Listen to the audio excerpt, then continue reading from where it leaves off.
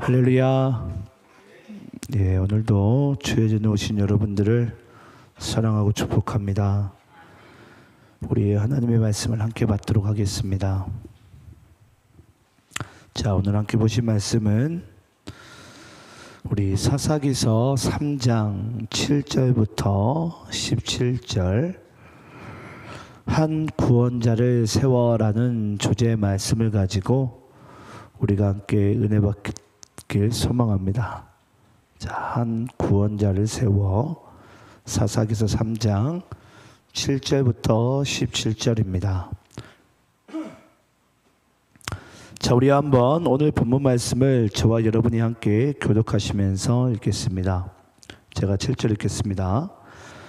이스라엘 자손이 여호와의 목전에 악을 행하여 자기들의 하나님 여호와를 잊어버리고 바알들과 아세라들을 섬긴지라.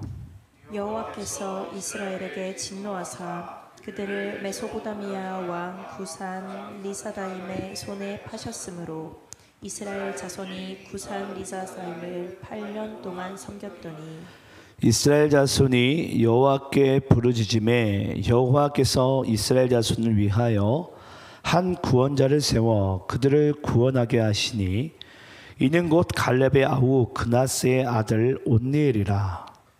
여호와의 영이 그에게 임하셨으므로 그가 이스라엘의 사사가 되어 나가서 싸울 때에 여호와께서 메소포타미아 왕 구산 리사다임을 그의 손에 넘기매 온니엘의 손이 구산 리사다임을 이기더라. 그 땅이 평온한 지 40년에 그나스의 아들 온니엘이 죽었더라. 이스라엘 자손이 또 여호와의 목전에 악을 행하니라. 이스라엘 자손이 여호와의 목전에 악을 행함으로 여호와께서 모압 왕 에글론을 강성하게 하사 그들을 대적하게 하시매 에글론이 암몬과 아말렉 자손들을 모아 가지고 와서 이스라엘을 쳐서 종려나무 성읍을 점령한지라. 이에 이스라엘 자손이 모압 왕 에글론을 18해 동안 섬김이라. 이스라엘 자손이 여호와께 부르짖음에 여호와께서 그들을 위하여 한 구원자를 세우셨으니 그는 곧 베냐민 사람 게라의 아들 왼손잡이 에훗이라. 이스라엘 자손이 그를 통하여 모압 왕 에글론에게 공물을 바칠 때에 에훗이 길이가 한 규빗 되는 좌우에 날선 칼을 만들어 그의 오른쪽 허벅지 옷 속에 차고 17절 함께 있습니다. 시작. 공물을 모압 왕 에글론에게 바쳤는데 에글론은 매우 비둔한 자였더라. 아멘. 자, 오늘은 우리가 사사기서 말씀은 우리 3장 말씀 우리 후반부를 통해서 한 구원자를 세워라는 주제로서 함께 은혜 받기를 소망합니다. 여러분 이제 우리가 지난 시간 나눴던 말씀을 잠시 점검해 볼 텐데요. 지난 시간 말씀의 주제가 뭐였죠? 예, 그 땅에 남겨두신 사람들. 예. 근데 여러분 그 땅에 남겨두신 사람들은 하나님께서 남겨두길 원하셨습니까? 아니면 이스라엘 백성들이 남기를 원했을까요? 예, 그들이 남기를 원했죠. 근데 하나님께 뭐라고 보고하죠? 내쫓지 못했습니다. 근데 내쫓지 못한 게 아니라 뭐 한 거죠? 내쫓지 않았던 거죠. 왜 그렇죠? 그들을 여호와 하나님보다 더 사랑하여 옆구리로 두었기 때문에. 그래서 여호와 하나님께서 말씀하셨죠. 그럼 너희들이 내 귀에 들린 대로 나도 그대로 행하겠다. 그러면 나도 그 사람들을 내쫓지 않겠다. 네. 그래서 주님께서 그들에게 말씀하신 거예요. 이것이 훗날 너희 옆구리가 된 것이 훗날 너희들에게 가시가 될 것이다. 예. 그래서 결국 남겨둔 것을 통해서 하나님께서 두 가지를 알게 하셨습니다. 너희가 무엇을 모르는지 내가 알게 해주겠다. 그리고 내가 너희를 얼마나 사랑하는지 알게 해주겠다. 이 두 가지를 알게 해주심은 결국 무엇을 위한 목적이었죠? 이스라엘 백성들에게 참 안식이 무엇인지를 하나님께서 한마디로 그들에게 말씀해 주기를 원하셨습니다. 그러니까 여러분, 이스라엘 백성들이 지금 잃어버린 것은 뭐냐면요, 바로 하나님 안에서의 안식이에요. 여러분, 우리는 하나님 안에서 이 안식일을 누리고 하나님께 이 안식한다는 것이 우리가 얼마나 우리 인생 가운데 소중한지를 우린 잘 모릅니다. 네. 우리는 안식이라는 개념, 우리는 좀 대번 어떻게 우리가 딱 간단하게 생각하고 있죠? 쉬자, 그냥 쉬자. 여러분, 그게 하나님의 안식의 의미가 아니에요. 그럼 우리가 육신적으로 살았으니까 육신적인 힘의 의미로서 우리가 안식을 이해하는 부분이죠. 하나님의 입장에서 이 안식을 통해서 우리의 생명이 어디서부터 오는지, 하나님이 누구이신지, 하나님과 우리는 어떤 관계 가운데 있는지를 이 안식을 통해서 하나님께서 그걸 반드시 회복하기 원하시고 그걸 알기를 원하세요. 근데 인간들은요, 이 안식의 의미를 계속 우리는 빼앗기려고 합니다. 무엇으로부터? 세상으로부터, 육체로부터. 그냥 쉰다 이거예요. 아마 한 주간에 여러분들이 이제 새로운 한 주 또 살아갈 거 아닙니까? 여러분들이 육체적으로 노동하고 노동하는 만큼 여러분들이 원하는 안식은요, 그냥 육체적으로 쉬는 것을 안식으로 여러분들 아마 여길 겁니다. 근데 하나님께서는 우리에게 안식의 의미를 그렇게 주신 것이 아닙니다. 하나님 안에서의 우리 각자의 영혼이 그 안식을 누리는 것이 얼마나 소중한 것임을 저는 다시 한번 여러분들이 회복하기를 간절히 축원합니다. 이제 여러분, 오늘 사사기서 말씀 이제 서론이 이제 끝나고요. 이제 오늘부터 이 사사기서가 이제 본론이 들어갑니다. 그러면서 이제 사사가 12사사가 지금부터 이제 한 명 한 명 이제 등장하게 될 것입니다. 그래서 12사사가 등장할 때마다 여러분들은 왜 하나님께서 이 사사를 보낼 수밖에 없었는지, 여러분 사사의 의미를 혹시 아세요? 사사기에서 사사의 의미가 뭐예요? 12명의 사사들이 이제 보일 텐데, 그 사사들의 여러분 의미가 뭐죠? 여러분, 사사들의 의미는 이와 같습니다. 하나님께서 간헐적으로 보내신 이스라엘의 구원자라는 뜻이에요. 하나님께서 간헐적으로 보내신 이스라엘의 구원자. 그럼 여러분, 그 12명의 사사가요, 나중에 이제 한 명 한 명 이제 등장할 텐데요. 그들에게도 보게 되면 연약함이 아주 많이 이제 보이기 시작합니다. 근데 참 재밌는 게 있어요. 그 12명의 사사를요, 한 명 한 명 보면 참 보잘것이 없는데, 이 12명의 사자를요, 예를 들어서 그게 만약에 12조약돌이라고 해요. 이 조약돌을 멀리 툭 던져놓고서 멀리서 이렇게 조약돌을 보잖아요. 여러분, 뭘로 보인 줄 아세요? 그게 예수 그리스도로 보여요. 그러니까 쉽게 이야기를 하자면 12명의 하나님께서 이스라엘을 구원하기 위해서 간헐적으로 보내신 사사의 그 12명의 모습을 통해서, 그 조각조각 12조각을 통해서 하나님께서는 한마디로 그리스도를 나타내기를 원하셔서 바로 12명의 사사가 이제 오늘부터 등장하게 되고, 오늘은 저희가 2명의 사사를 우리가 함께 말씀 가운데 보도록 하겠습니다. 자, 그러면 오늘 본문 7절 말씀을 한번 우리 함께 한번 읽어보도록 하겠습니다. 자, 함께 있습니다. 시작. 이스라엘 자손이 여호와의 목전에 악을 행하여 자기들의 하나님 여호와를 잊어버리고 바알들과 아세라들을 섬긴지라. 자, 여러분 잘 보세요. 이스라엘 자손이 여호와의 목전에 뭘 행하고? 악을 행하고. 이 죄악을 행했다라는 거예요. 자, 이스라엘 자손이 하나님 앞에, 여호와 앞에 왜 여러분 범죄한 줄 아십니까? 왜 범죄했죠? 이유는 딱 이 한 가지밖에 없어요. 바로 이어서 정답이 나옵니다. 우리 한번 따라서 해볼까요? 하나님 여호와를 잊어버리고. 여러분, 인간이 언제 죄 짓는 줄 아십니까? 인간이 하나님 앞에 죄 짓는 순간은요, 하나님 여호와를 잊어버리고. 이게 여러분, 인간이 하나님 앞에 죄 짓는 이유이자 한마디로 출발점입니다. 우리가 하나님을 잊는 그 순간에 인간은 뭐밖에 할 줄 모른다고요? 죄밖에 저지를 줄 몰라요. 그게 여러분 인간의 죄된 본성이에요. 그래서 여러분 기억나십니까? 예수님께서 신약에 와서 제자들에게 세족식을 하면서 너희들이 이것을 기억하여 기념하여, 또 제자들에게 성만찬을 하시면서 너희들이 이것을 기념하고 이것을 기억하여. 그러니까 예수님께서 계속 이걸 기억하고 기념하라는 거예요. 왜냐? 너희들이 이것을 기억할 때마다 너희들이 나를 기억할 거기 때문에 너희들이 죄 가운데 빠지지 않는다라는 거예요. 근데 여러분, 우리는 그래요. 하나님, 내가 왜 자꾸 죄 가운데 빠질까요? 네.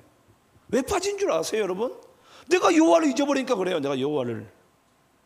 여러분 혹시 죄 짓는 그 순간에 여러분이 혹시 여호와를 생각을 하십니까? 대부분들은요, 그 순간에 하나님이 죽은 하나님이에요. 아니면 없는 하나님. 뭐 하는 순간에? 내가 죄를 짓는 그 순간에. 그러니까 여러분, 인간은요, 여호와를 잊는 그 순간에는 할 줄 아는 것이 죄밖에 여러분 저지르지 못합니다. 예. 그게 여러분 인간의 죄된 본성이에요. 제가 간혹 이제 신앙 상담을 하잖아요.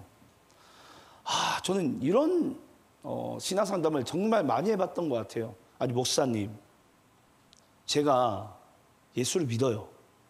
예수님의 그 십자가를 통해서 내가 구원받은 것도 알겠고 내가 천국 갈 것도 알겠어요. 그래서 저는 예수님 믿어요, 목사님. 그런데 왜 자꾸 교회에서 예배 나오라고 합니까? 귀찮게 전화해가지고. 나 예수 믿는다니까요. 예수님 나 구원자고 하나님의 창조자고 다 믿는다고요. 근데 왜 자꾸 교회 자꾸 나오라고 귀찮게 연락하고, 목사님도 그렇고 목자들도 그렇고 왜 자꾸 그렇게 나를 귀찮게 하냐고. 여러분, 그 사람이 지금 뭘 모르고 있는 줄 아십니까?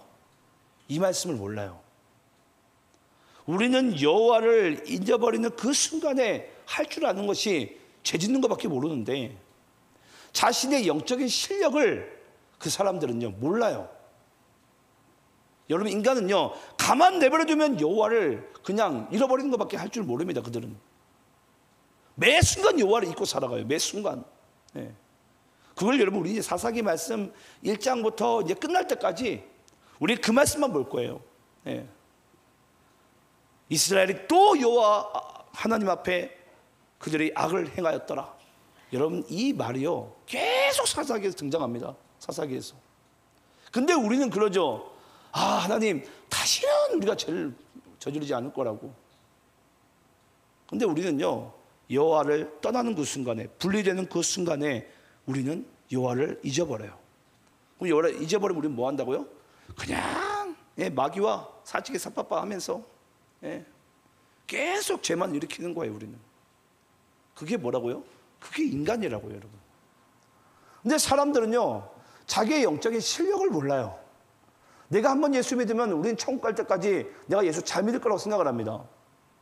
그래서 여러분들이 사사기 말씀 보셔야 돼요. 인간은 여러분 영적으로 그렇게 실력이 뛰어난 자들이 아니에요. 그래서 예수님께서 기념하라, 기억하라, 기념하라, 기억하라. 너희들도 이와 같이 행하라. 잊지 말라는 거, 쉽게 이야기를 하자면 잊지 말라, 잊지 말라. 근데 마귀는 자꾸 우리를 망각하게 만들죠. 망각해라, 망각해라. 하나님과 예수님은 계속 기억하라, 기억하라. 근데 우리는 자꾸 뭐에 따르길 원하죠? 그 마귀의 음성 가운데 그 망각하는 순간에 우리는 계속 우리는 따르기 원하는 거죠. 아마 아담과 하와도 그러지 않았을까요?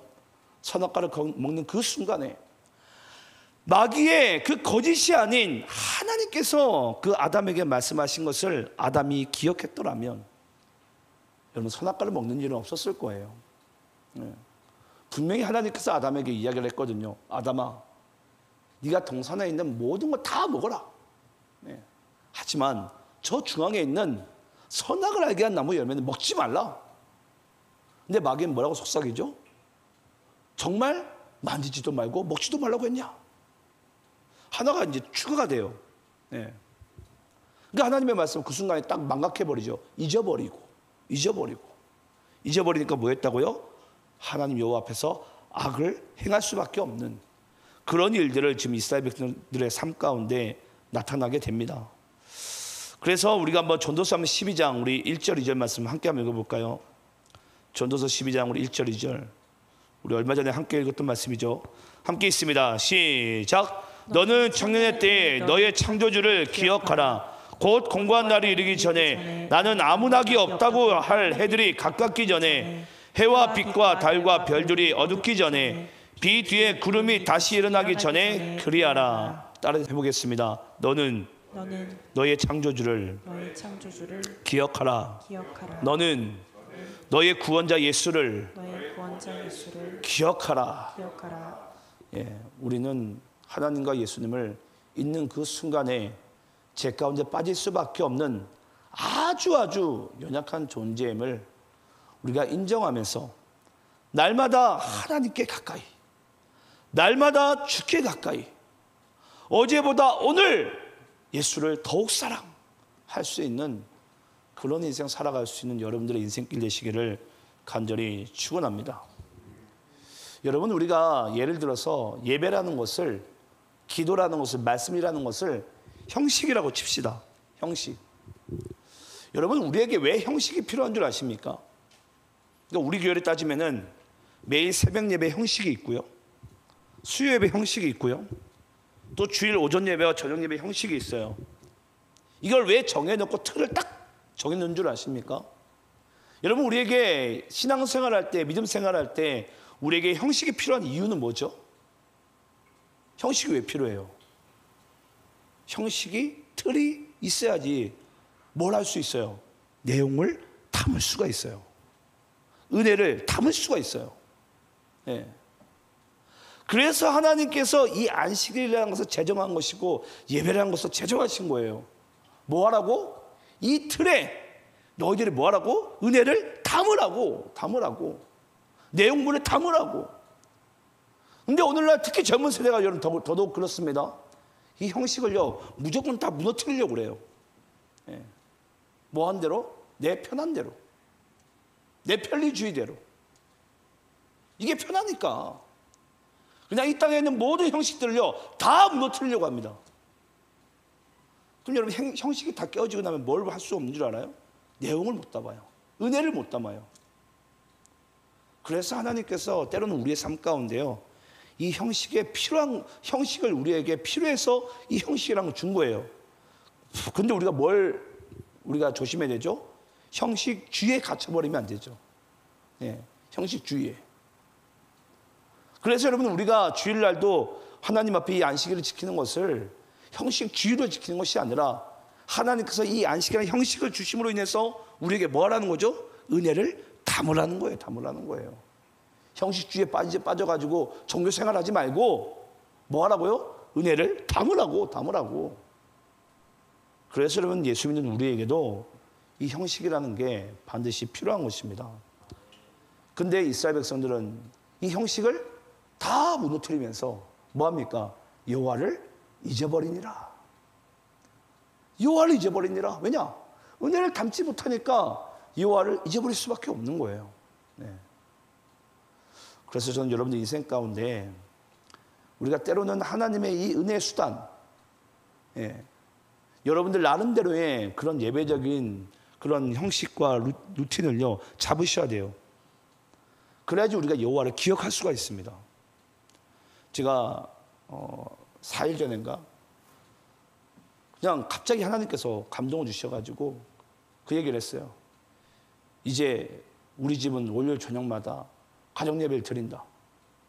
네. 그냥 하나님께서 우리 가정의 영적인 부분을 그냥 회복하기 원하시는 감동을 받았어요. 하나님께서 매주마다 드리는 이 가정 예배를 통해서, 이 형식을 통해서 우리 가정의 은혜를 담기를 원하시는구나. 무조건 여러분 형식이 다 없어져야 된다고 생각하면 안 됩니다. 무조건 자유가 우리에게 좋은 게 아니에요. 꼭 우리 자유를 뭔가 내세우면서 하나님을 망각하려고 하는, 내 육신이 편하려고 하는 그런 인생 가운데 살아가는 것은, 인간은요 하나님을 망각할 수밖에 없습니다. 자, 그리고 8절 말씀을 한번 여러분들이 읽겠습니다. 자, 8절 함께 있습니다. 시작. 여호와께서 이스라엘에게 진노하사 그들을 메소보다미아 왕 구산 리사다임의 손에 파셨으므로 이스라엘 자손이 구산 리사다임을 8년 동안 섬겼더니. 자, 여러분, 그들이 하나님 앞에 범죄하니까, 여호와를 잊어버리니까 여호와께서 이스라엘에게 진노하사, 하나님께서 누구를 이렇게 세우시죠? 메소보다미아 그 왕 그러니까 구산 리사다임을 딱 이렇게 세웁니다. 뭐 하려고? 이스라엘을 심판하려고. 근데 여러분, 이 사사기는요, 하나의 사이클이 있습니다. 5가지 사이클인데요. 이스라엘이 범죄하잖아요. 그럼 그들이 타락하게 됩니다. 타락하게 되면 하나님께서 그들을 심판하세요.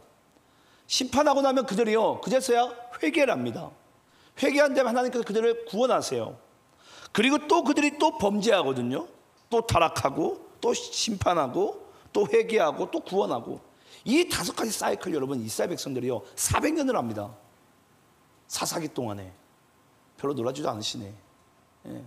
세대를 여러분 지나가도요, 이 5가지 굴레에서 이스라엘 백성들이 빠져나오지를 못해요. 왜 그런 줄 아십니까?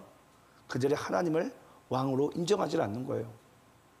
그래서 우리는 조금 있다 보면 여러분, 아주 반복되는 귀한 단어를 우리가 보게 될 것입니다. 그 단어 때문에 이스라엘 백성들은요, 날마다 하나님 앞에 범죄를 해요. 날마다. 그래서 저는 그걸 아셨으면 좋겠어요. 우리가 하나님 앞에 때로는 하나님 이것만 해결해 주세요. 아니요. 그게 아니에요, 여러분. 그런 신앙은 여러분 건강할 수가 없습니다. 우리는 어떤 문제는 여러분 일단 그건 하나님께 맡겨드리고요, 날마다 우리는 그냥 주님 앞에 나가면 돼요. 그게 우리가 하나님 앞에 신앙이 건강할 수 있고 우리의 신앙이 유지할 수 있는 아주 유일한 길입니다. 날마다 주님께 나아가는 것. 이거 이외엔 여러분 그리스도인이요, 하나님 앞에 건강하게 신앙생활할 수 있는 방법이 없어요. 결단코 없습니다. 네. 오늘 주일날 은혜 받았잖아요. 내일 여러분들 하나님을 하루라도 한번 까먹어 보세요. 내 잊고 살아가 보세요. 인간이 뭐하나? 그냥 죄 가운데 여러분 허우적됩니다. 그게 여러분 인간이에요, 인간. 근데 그러죠.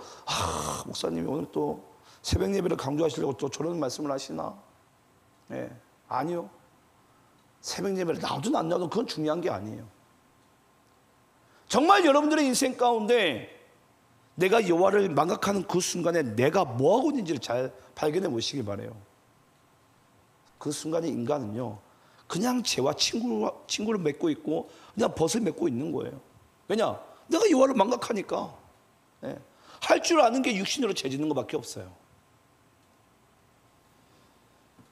그만큼 여러분, 우리는 사사기를 통해서 아마 여러분들은 이스라엘 백성들은 수없이 죄를 짓는데 하나님은요, 참 이게 놀라운 게 뭐냐면 이스라엘을 어떻게 해서든지 그때마다 사사를 보내가지고요, 그들을 또 이렇게 세워요. 저는 이걸 볼 때마다 하나님은 참 대단하시다. 나 같으면 사사 한두 명 보내고 서너 명 보내고 나면 그래 말아버려. 니네들은 도저히 고쳐쓸 인간들이 아니구나. 도저히 내가 그냥 버리겠다. 내가 다시 그냥 세상 쓸어버리고 내가 다시 내 백성 만들어버리지 뭐. 하나님 말씀만 하면 뚝뚝뚝뚝 만들어지지 않습니까? 그런 것이잖아요. 하나님은요, 사사를 계속 보내고 12명까지 보내봐요. 나중에 이스라엘 백성들이 12명이 딱 지나고 나서 그들이 뭐 한 줄 아십니까? 그래도 우리를 위기 순간에 도와주고 위기에서 빠져나오게 할 사람은 하나님밖에 없네. 이 정도 수준밖에 안 돼요. 그러고 나서 또 뭐 한 줄 아십니까? 또 죄를 지어요. 저는 이 사사기서 말씀이, 그래서 예수 믿는 우리에게는 하나님께서 정말 너희들의 영적인 실력이 이와 같을 수밖에 없다, 이거 이상 너희들은 벗어날 수 없다는 것을 사사기 말씀을 통해서 우리의 영혼의 민낯을, 수준을, 실력을 하나님께서 우리에게 보여주길 원하신 줄 믿습니다. 자, 이제 진짜 사사 한 명씩 이제 등장할 텐데요. 이제 9절부터 첫 번째 사사가 등장합니다. 자, 9절 함께 한번 읽어보겠습니다. 함께 있습니다. 시작. 이스라엘 자손이 여호와께 부르짖음에 여호와께서 이스라엘 자손을 위하여 한 구원자를 세워 그들을 구원하게 하시니 그의 곧 갈렙의 아우 그나스의 아들 온넬이라. 자, 여러분 첫 번째 사사 이름이 뭐라고요? 온넬이라. 매번 삼손만 기억하지 마시고 드보라만 기억하지 마시고 여러분 온넬도 좀 기억해 주세요. 온넬이 사사인 건 아시고 계셨어요? 아마 모르시는 분도 많을 거예요. 그래서 12사사 이름을 한번 잘 보시고 이 12사사 그 조각조각을 통해서 그리스도를 여러분들 한번 완성시키셨으면 좋겠어요. 여러분 첫 번째 사사 이름은요 온니엘입니다. 그 온니엘은 유다 지파에 속해 있는 사람이고요. 보니까 갈렙의 아우 그나스, 예. 한마디로 온니엘의 입장에서는 갈렙이 삼촌쯤 되겠죠. 큰아버지나. 예. 그러니까 여러분 한마디로 갈렙의 집안 식구죠. 한마디로 이 온니엘이라는 사람은. 근데 이 온니엘이라는 이 단어 이름 뜻은 뭐냐면요, 하나님의 힘이란 뜻입니다. 엘은 하나님이고 온니 이제 힘이란 뜻이에요. 그러니까 하나님의 힘이라는 뜻을 가지고 있는 자가 이 온니엘이라는 사사입니다. 근데 여러분 이 사사를 통해서 하나님께서 이제 역사하시는데 9절의 말씀 가운데 우리가 온니엘이라는 이름보다 더 집중해야 될 단어가 있어요.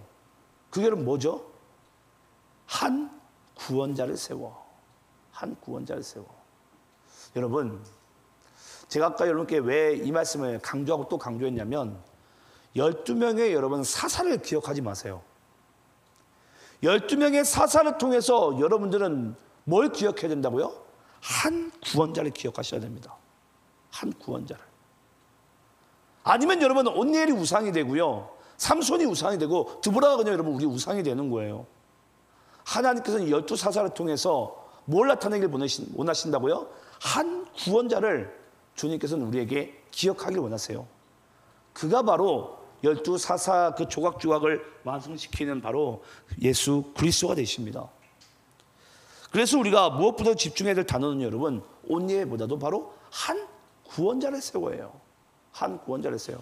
그러니까 온니엘이라는 하나의 그리스도의 하나의 작은 조각을 누가 세우셨다라는 것입니까? 하나님께서 세우셨다라는 거예요. 예, 하나님께서. 자 10절 말씀 자 함께 있습니다. 시작. 여호와의 영이 그에게 임하셨으므로 그가 이스라엘의 사사가 되어 나가서 싸울 때에 여호와께서 메소포타미아 왕 구산 리사다임을 그의 손에 넘겨주심에 온니엘의 손이 구산 리사다임을 이기니라. 여러분 10절 말씀을 잘 보세요. 온니엘이 하나님께서 간헐적으로 보내신 이스라엘의 구원자로 하나님께서 세우신 이유는요, 그의 뭐 유다 지파이기 때문에 아니요, 갈렙의 조카이기 때문에 아니요, 그의 실력과 외모가 아닙니다. 뭐죠? 그가 사사가 된 것은 여호와의 영이 그에게 임하였음에. 오늘 우리가 오전에 나눴던 말씀이죠. 하나님께서 나에게 성령을 담보로 주시니까 그 사도 바울의 일생을 하나님께서 세계에 선교를 할 수 있는 그 사도로 하나님께서 일생을 살게 하시는 거예요. 바울이 잘나서가 아닙니다. 바울에게 성령이 임하셨으므로, 이 온니엘에게 성령이 임하셨으므로 그가 뭐가 된 거예요? 간헐적으로 그 잠시 그 시대 가운데 하나님께서 그를 이스라엘의 구원자로서 사사로서 하나님께서 그를 사용하신 것입니다.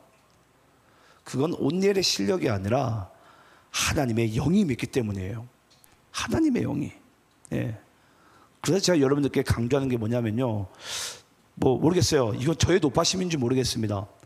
많은 사람들이 그냥 사사에만 집중을 해요. 아, 드보라가 와 멋있더라. 삼손 와 멋있더라. 그게 아니거든요, 여러분. 우리 이걸 통해서 하나님을 볼 수 있어야 되고, 이걸 통해서 그리스도를 봐야 돼요. 모세에 집중하면 안 되고 다윗에 집중하면 안 되고, 제가 여러분 아마 제 강의 설교를 많이 들으셨겠지만 제가 언제 다윗을 칭찬한 적이 있습니까? 저는 없어요. 그들이 하나님이 아니기 때문입니다. 온니엘도 그렇습니다. 네. 이 온니엘을 통해서 하나님께서는요, 아, 그가 하나님의 영의 기름 부심 받으니까 하나님께 쓰임받는 간헐적인 사사로서 쓰임받은 존재이구나. 여러분 이상철 목사도 그렇습니다.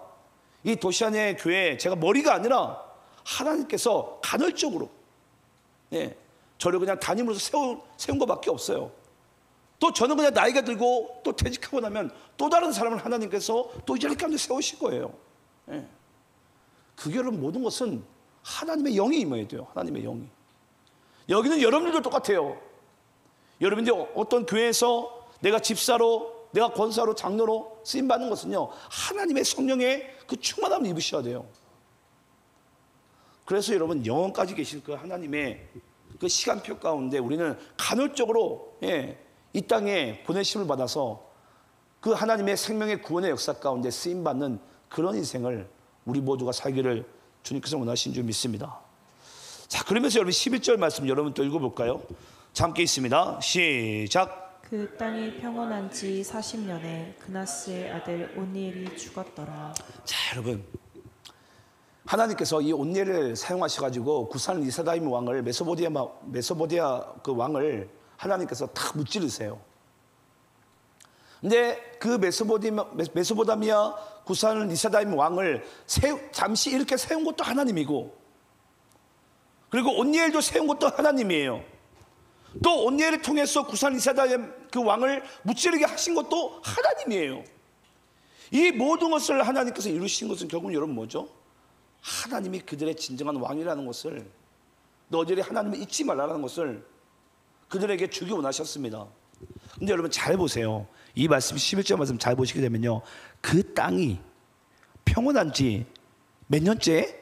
40년째에 그 온니엘이 죽었더라. 우리가 보기엔 여러분 이 말씀이 그냥 단지 그냥 온니엘이 그냥 죽었네 40년 뒤에, 여러분 이게 아니에요. 여기서 여러분 이 평화라는 원래 단어가 여러분 무슨 단어입니까? 보통 히브리에서는 샬롬이잖아요. 사사기에는 단 한 번도 샬롬이라는 단어가 등장하지 않습니다. 예. 사사기는 등장하지 않아요, 샬롬이. 근데 이 평온이라는 이 단어가 여러분 우리가 앞으로도 나누겠지만은 평온이 이제 몇 번 간헐적으로 계속 등장합니다. 근데 이것이 샬롬이 아니라 어떤 단어가 등장하냐면 히브리어로 샤카트라는 단어가 이게 등장하는 것입니다. 샤카트, 샬롬이 아니라. 근데 이 샤카트가 여러분 무슨 뜻이냐면요, 잠시 쉬게 하다, 시끄러운 것이 잠시 잠잠해졌다. 한마디로 이스라엘 백성들이요, 사사기 그 시대 동안에는 하나님을 잠시 믿는 척하다가 뭐 한다고요?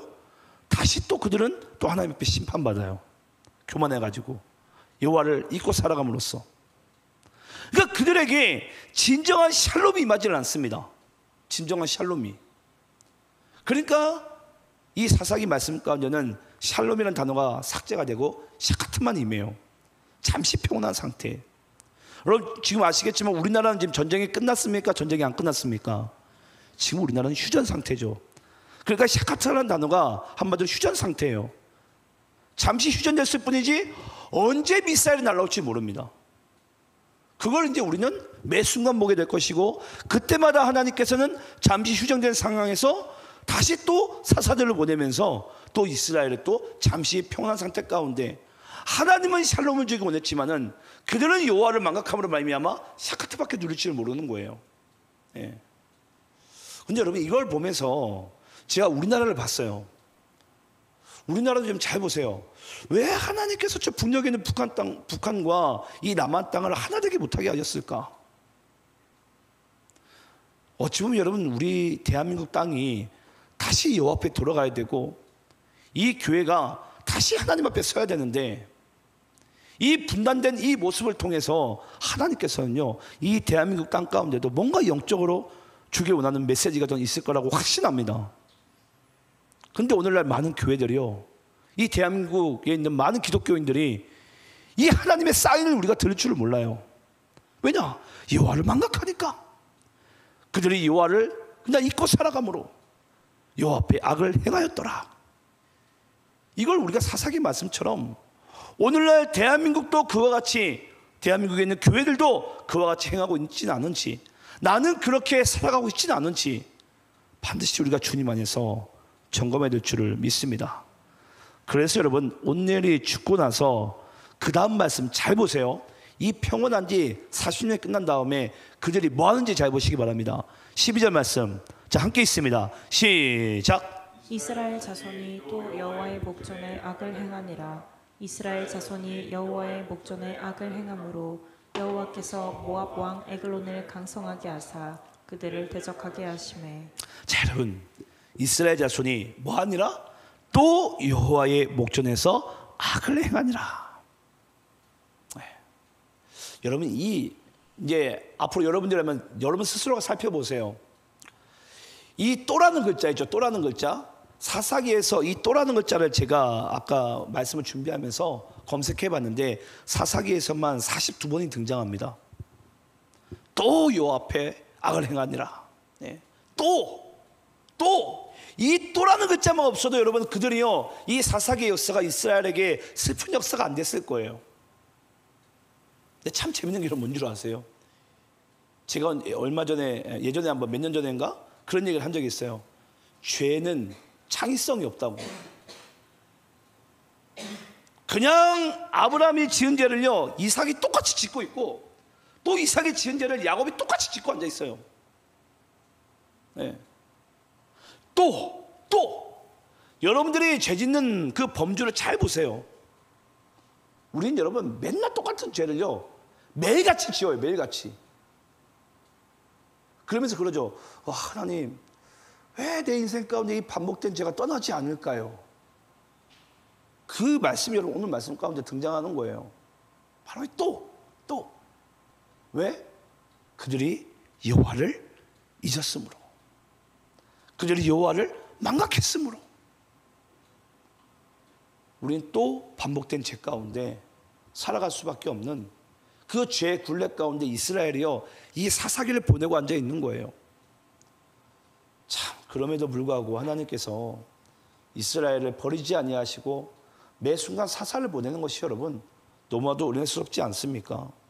예. 그래서 결국은 하나님께서 두 번째 사사 누구를 보내시죠? 이 에훗을 보내십니다. 근데 잘 보세요 여러분. 일단은 조금 이따 에훗에 대해서 조금 이따 나누고 우리 13절 말씀 보시게 되면요, 이 하나님께서 잠시 또 이제 에글론, 모압왕 에글론을 이제 또 이렇게 세웁니다. 이 모압왕 에글론을 이렇게 세우는데 그 에글론이 이스라엘의 어느 땅을 가장 먼저 공격을 하는지 잘 보세요. 13절 함께 있습니다. 시작. 에글론이 암몬과 아말렉 자손들을 모아가지고 와서 이스라엘을 쳐서 종려나무 성읍을 점령한지라. 이스라엘 땅 어디 먼저 가장 공격하죠? 종려나무 성읍. 여러분 종려나무 성읍이 어느 도시인 줄 아십니까?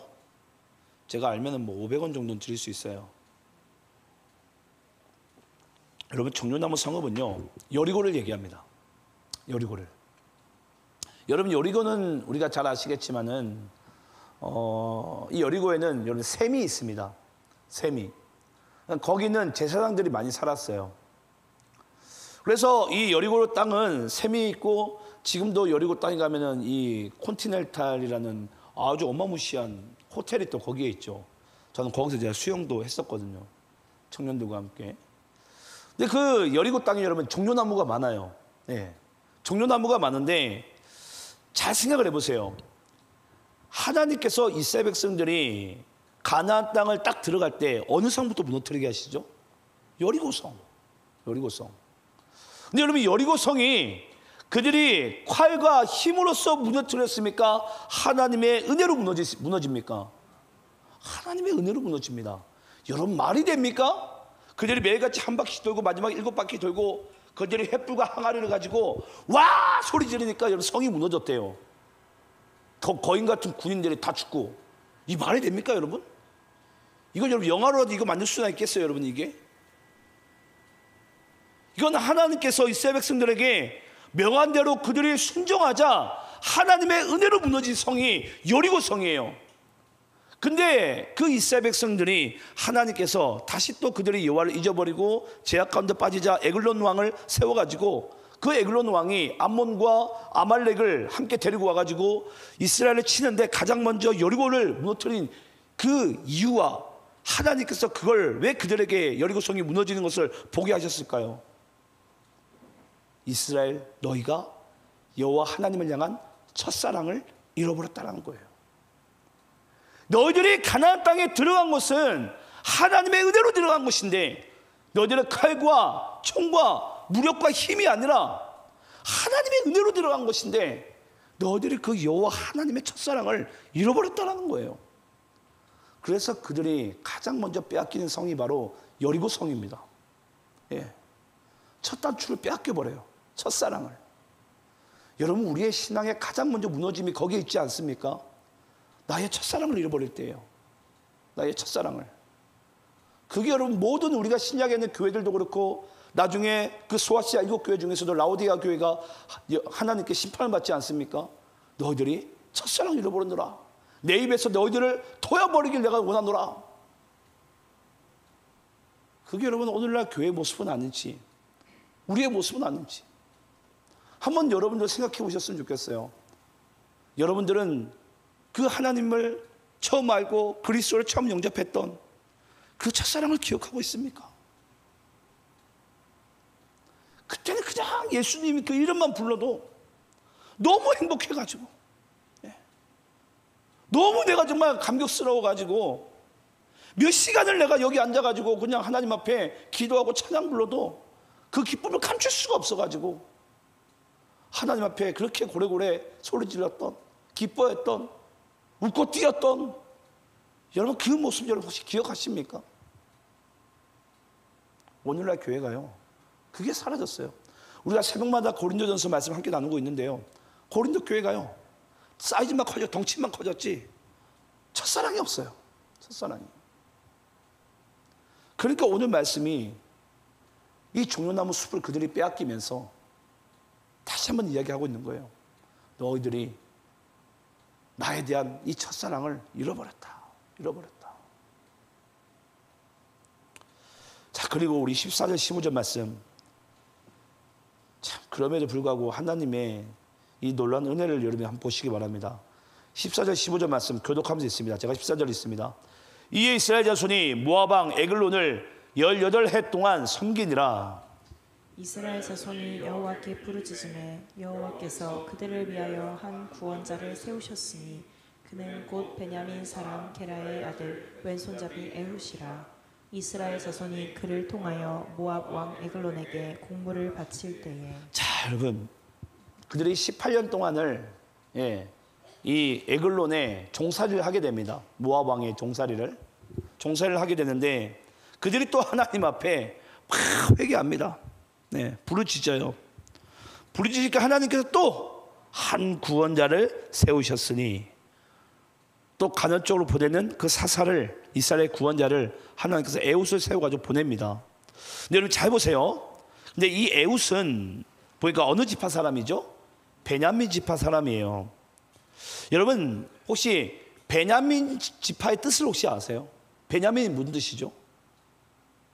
베냐민이 여러분 무슨 뜻이냐면 오른팔 자손이라는 뜻이에요. 그러니까 베냐민 자손들은요, 이 오른팔로서 항상 칼을 잡고 오른팔을 가지고 항상 그들은 전쟁에 나가서 싸운 자들입니다. 근데 여러분 잘 보세요. 이 말씀이 너무 은혜가 된 게 뭐냐면, 근데 여기서 에훗은 무슨 잡이에요? 왼손잡이에요. 왼손잡이. 자, 질문을 해볼까요?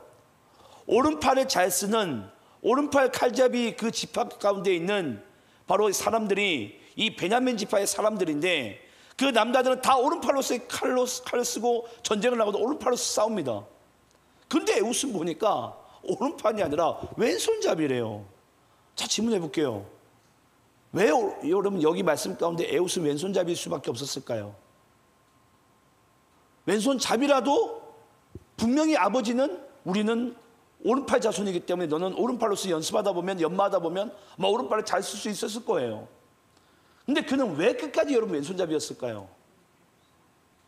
여러분 이 사람은요 오른팔을 다쳤습니다. 한번 오른팔 장애를 가지고 있어요.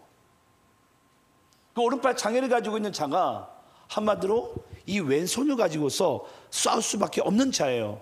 자, 그럼 잘 보세요. 그럼 베냐민 지파 가운데 에훗이라는 존재가 하나님께 사사로서 발탁이 되지 않았더라면 원래 그는 어떤 존재였을까요? 주변인이나 또는 조금 죄송합니다, 약간 이 아웃사이더 같은 존재? 사람들한테 짓밟히고 무시당하는 그런 연약한 존재? 아니, 네가 베냐민 지파면 네가 오른팔을 써야지. 보니까 팔이 병신이네. 사람들에게 무시받을 수밖에 없는 그런 존재예요. 근데 여러분, 하나님께서 이 에글론 왕을 물리치는 데 있어서 누굴 사용하신다고요? 가장 연약한 자. 이게 여러분 오늘 말씀의 키워드예요. 사사는 여기 나온 에훗도 그렇고 우리 아까 온니엘도 그렇고 그들이 잘나서가 아니라 하나님의 영이 임하니까 그 주변인 같은 연약한 자도 하나님께서 들어쓰셔서, 약한 자를 들어쓰셔서 고린도전서 1장 말씀 가운데 나오죠. 그 강한 자를 부끄럽게 하시는 거예요. 예. 왜 하나님께서 여러분 연약한 자를 사용하신 줄 아십니까? 여러분 힘 좀 꽤나 쓰고 칼 좀 꽤나 잘 쓴 사람들은요, 전쟁 가서 이기잖아요. 모든 공로를 자기한테 다 돌려요. 근데 나는 공부도 하지 못하고 칼도 쓸 줄 모르고 나는 오른팔 지파인데 내가 왼손이나 쓰고 앉아 있어요.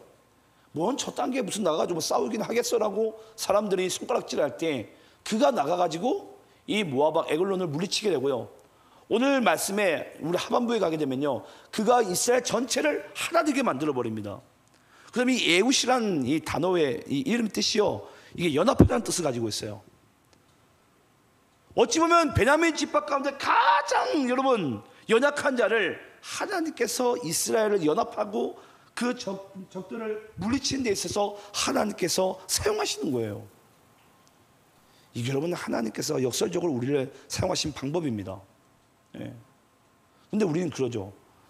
하나님은 뭔가 잘생기고 뭔가 멋지고, 제가 예전에도 뭐 그런 말씀 드린 적이 있어요. 예수님은 고운 것도 없고 흠모할 부분이 하나도 없더라. 예. 그래서 예수님께서 많은 사람들에게 배척당하지 않습니까? 선생님, 얼굴이 잘생긴 건 절대 복음적이지가 않아요. 예. 저는 그래서 내가 이 정도만 생겨서 다행이지, 제가 조금만 더 잘생겼으면 아마 저녁 예배 가운데 여러분들 말씀을 기억하지 못하고 우리 목사님 잘생겼네. 예. 죄송합니다. 예. 예. 이런 분위기가 나타날 줄은 몰랐는데 이건 뭐 웃기지도 않고 썰렁하게 만들어가지고, 그렇죠? 예. 설교나 빨리 끝내지. 예. 여러분 그래요. 이 에웃을 보면서 전 여러분들이 좀 용기를 얻으셨으면 좋겠어요. 하나님이 에웃도 사용하신데 나를 사용하지 않은 소냐. 예. 여러분 그런 믿음의 마음 우리 안에 있어야 됩니다. 진짜로 하는 소리예요. 예. 여러분들의 약함을 보지 마시고요, 하나님의 전능하심을 보고 그 전능하신 하나님의 영과 하나님의 손에 붙들리면 이 온니엘도 또 에웃이란 사사도 이렇게 하나님께 간헐적으로나마 이스라엘을 구원하게 하는 그 놀라운 은혜를 입고 쓰임받는 그런 인생을 살게 되는 줄을 믿습니다. 근데 여러분 오늘 우리 본문 말씀 한번 30절 말씀 읽어보게 될까요? 본문 30절입니다. 우리 마지막 말씀인데요, 우리 함께 읽겠습니다. 시작. 그날에 모압이 이스라엘 수하에 굴복함에 그 땅이 80년 동안 평온하였더라. 아까는 40년 동안 평온했었는데 또 이번에는 또 80년 동안 잠시 또 평온이 임합니다. 근데 이 평온에서도 여러분 이것은 샬롬이 아니고요, 샤카트예요. 샤카트. 그러면 뭐 눈치가 채시겠지만은 그 다음 주에 나눌 말씀 당연히 뭐겠죠? 그들은 또 여호와 앞에 악을 행하였더라. 이제 여러분 말씀을 마칠게요. 오늘 우리가 이 두 사사에 대해서 말씀을 함께 나눴어요. 말씀을 나누고 보니까 이스라엘은 여호와를 망각함으로 말미암아 하나님 앞에 죄를 저지를 수밖에 없었고, 하나님은 그런 이스라엘을 버리지 아니하시고 간헐적으로 이 사사를 세우심으로 말미암아 이스라엘 다시 구원해 내시는 거예요. 뭐 하기까지? 그들이 그리스도를 발견하기까지. 여러분들의 인생 가운데 수없이 여러분들의 연약함과 죄로 인해서 넘어지고 또 넘어지고 또 넘어지고, 회개했다가 또 넘어지고 또 결심했다가 또 넘어지는 그 순간이 임하게 될 거예요. 하지만 여러분 낙심하지 마세요.